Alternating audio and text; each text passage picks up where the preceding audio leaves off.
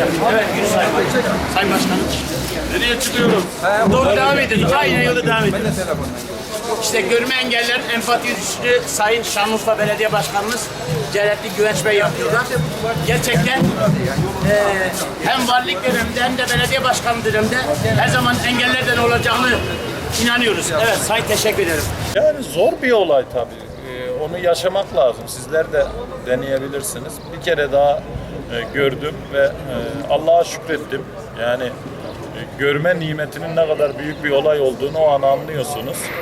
Dolayısıyla bu insanlara karşı gerçekten çok ağır sorumluluklarımız var, vebali var.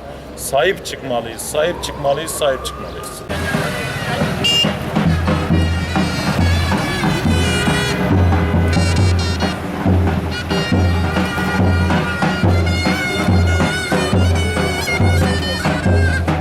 Engelli veya engelsiz bütün insanların hayatını düzenleme hakkına sahiptir. Ve bütün insanlar mutluluğu arama ve gerçekleştirme hakkına sahiptir.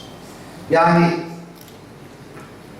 mühim olan şu, hayatı, şehrimizi, mahallemizi, çalıştığımız mekanları engelli vatandaşlarımızla paylaşmak, mühim olan budur. Bunu gerçekleştirdiğimizde emin olun engelli diye tabir ettiğimiz insanlarımızın çoğu kendi hayatını zaten kendi idame ettirecektir. Çok az bir kısmı ailenin veya devletin desteğine ihtiyaç duyacaktır. Onları da yapmak bizim insani vazifemiz. Evet.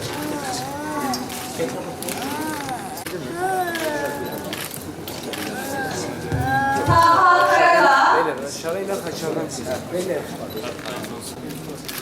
50 tane alın. 50 tane arkadaşlar rakam. Şimdi burada temsilen 5 kişiye veriyoruz. Hayırlı olsun. Hadi hayırlı olsun. Sağlıcakla.